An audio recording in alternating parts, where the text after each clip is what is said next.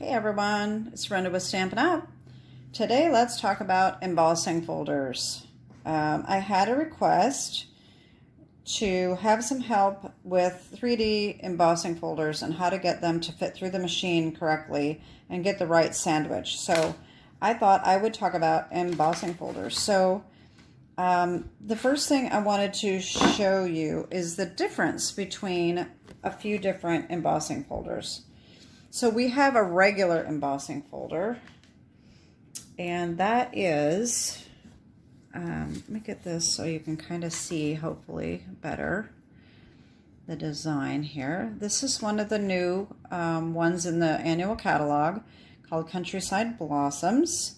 This is a regular embossing folder that is a very thin one, and it makes a subtle impression.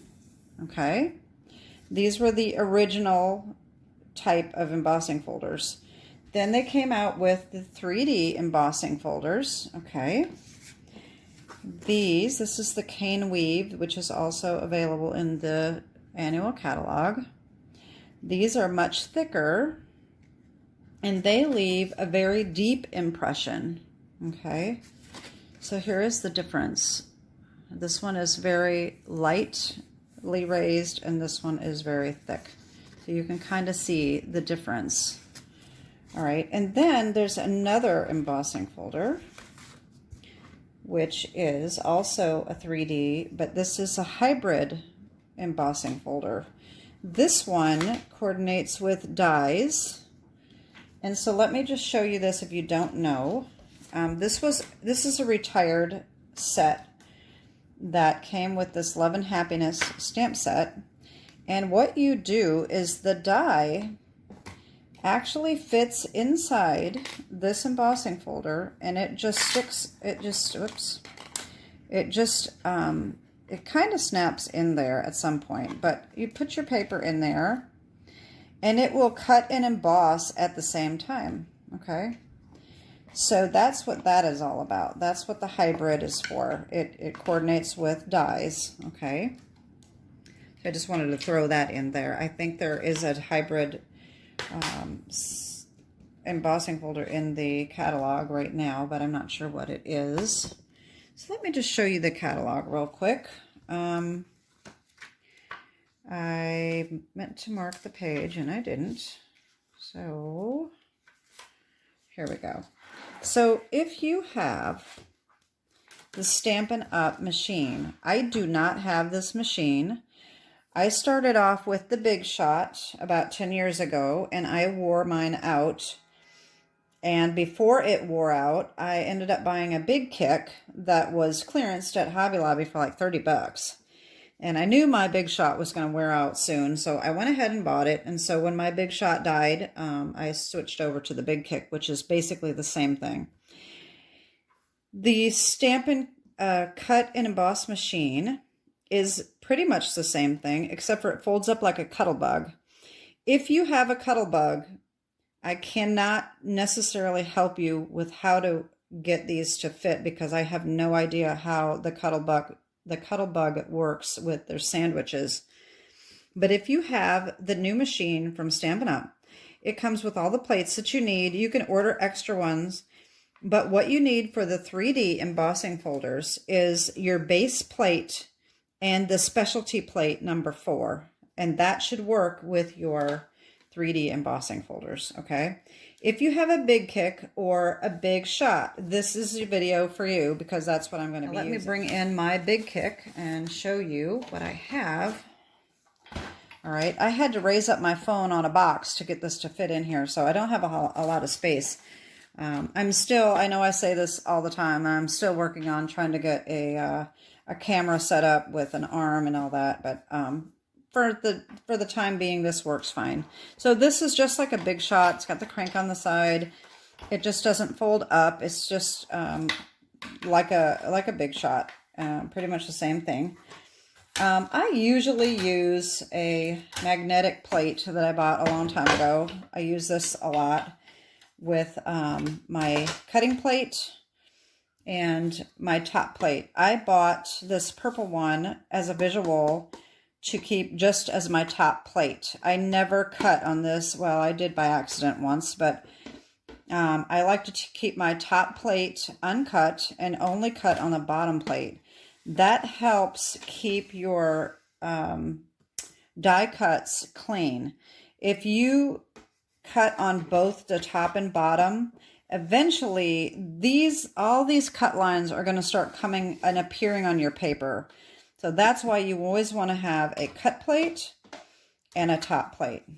Okay, so this does not work with your 3D embossing folder. So if you have this magnetic plate, you have to use the plate that came with it, which is this one with the little tabs. Okay, so that is what we're going to need today.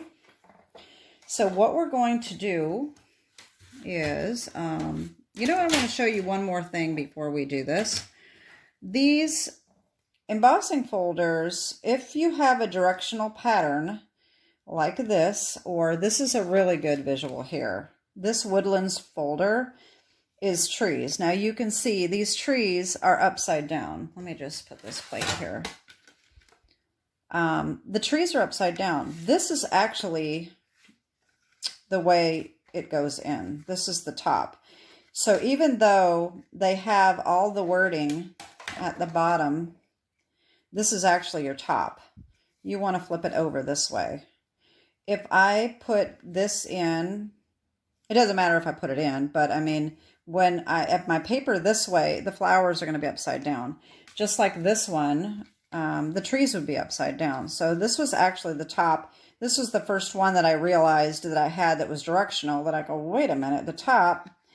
Most of the time it doesn't matter, but if you're trying to do something specific that you need to know which direction is top, just keep that in mind. The opening is the top. Okay.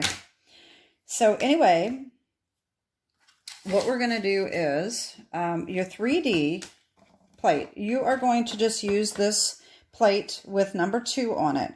You're not going to open it up. You're going to use it like this. Okay. So let's get our 3D embossing folder here and a paper. Now, another thing that I want to show you about the Stampin' Up! Is this line here is so that you can line up your paper perfectly straight. All right.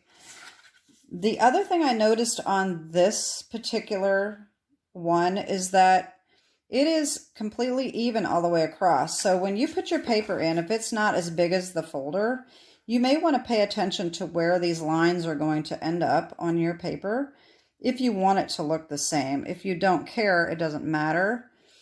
But like this one I had run through and it's uneven because this has got a bigger edge over here than this one over here, and it kind of just makes it look a little lopsided. Maybe you don't pay attention to that, but I do, so I thought, oh my, I'd never noticed that. So I'm going to line this up along that line, and I've got it right along this edge over here. And, you know, but that doesn't match over here either, so I'm going to just move it over. Whoops. I'm going to move it over so it's kind of in the middle, and hopefully that will look good, like that. All right. Now, they also recommend that you put the bottom, which really is their top, but the folding edge in first. I do run it in this way sometimes, and I don't really notice a difference, so I don't know whether it really matters or not. So you're going to put this in, and you put your top plate on top, and you run that in, and that should work just perfectly. So let's try that.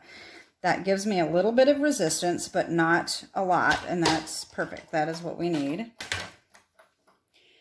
And here we go. That's how you do that. Now your regular embossing folder, okay, we got Country Blossoms here. We are going to use number 1. So you need to open this up.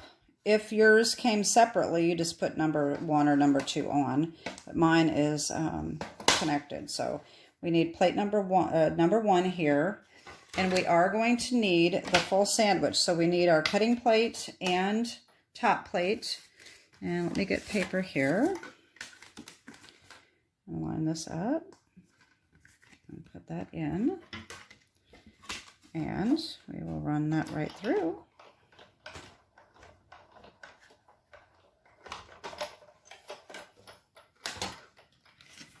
And here we go. There it is. So that's how you do that.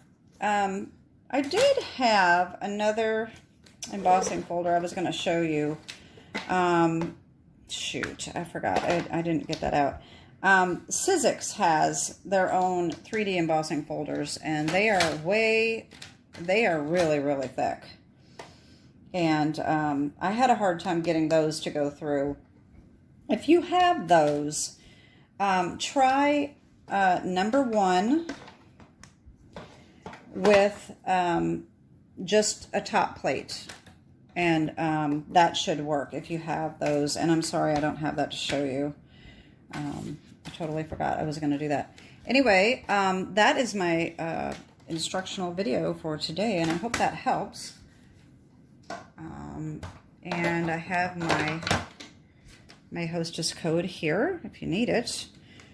Don't forget that if you ever have an order of $150 or more, you do not want to use the Hostess code, because you will earn points back, because that is considered a party. So if you ever want to host a party, keep that in mind, that you only have to have $150 worth of products to be a party, and you earn 10% back. And the more orders you have, the higher it gets, and the higher percentage you get back. So Hostess codes are always for under $150, okay? So anyway, that is my video for today, and I hope that helps. If you have any other questions regarding the embossing folders or anything else, let me know. Or if you have any other requests for some kind of video that I may be able to help you or show you how to do something, just reach out to me and ask me, and if I can, I will do it. I do kind of enjoy that. So anyway, that is it. Have a wonderful week, and God bless. Bye-bye.